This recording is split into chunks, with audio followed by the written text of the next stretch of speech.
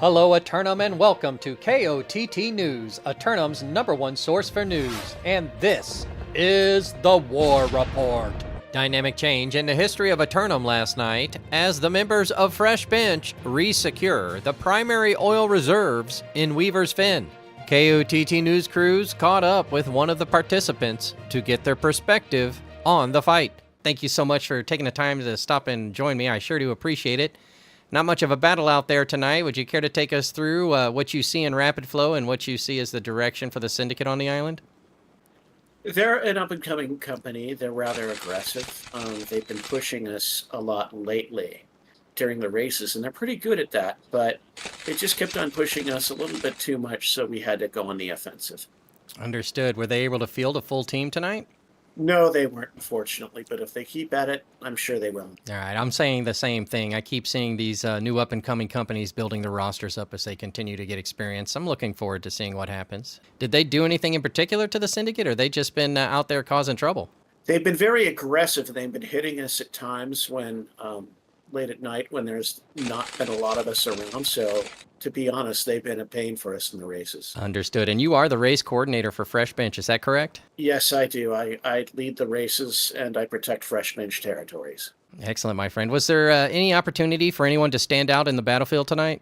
I'd say MVic did a good job in his calling, and also Zarita in getting everyone organized. Trying to get someone to come in at 11 p.m. as a challenge, and she filled that very well. Only 43 days remain in the Season 6 Season of Opportunity, so be sure to pace yourself appropriately. Whatever your plan may be to get everything finished, be mindful of how often you can fill out a bingo while fighting along the way. Daywalkers of the island will have a little more than Turkulon to be wary of after the sun goes down tonight, as the Northern Alert Towers have spotted Isabella's armies marching out across another 40% of the island, looking for a fight. Speaking of fights, 2 roster submissions for Simulated Fantasy Combat Resolution tonight, brought to you by LARPco. Remember, if it isn't LARPco, it's cardboard. With special thanks to the Craft Services crew. If you'd like to support KOTT News, Patreon is currently the best way. Up first, the Marauders of Taking Over assail the Syndicate members of Rise for control of the southern peninsula of the Cutlass Keys. Taking Over take another shot at overcoming a sitting great house, simultaneously securing the ceremonial mosh pits in the crocodile-infested marsh. But that's only if they can get past the legendary Great House of Rise, who have been patrolling the region of cursed doubloons and keeping an eye on advancing kaiju.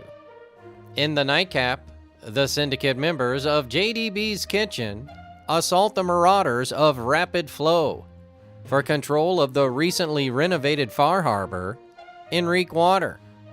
It would appear that JDB's Kitchen has decided that it is time for those who have been fooling around to find out, setting up in the Delta to expand the rule of the Syndicate.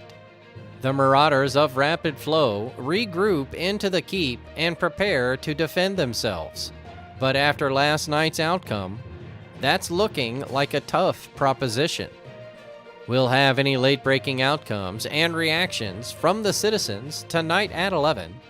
Until then, this has been War Correspondent JChalant, KOTT News.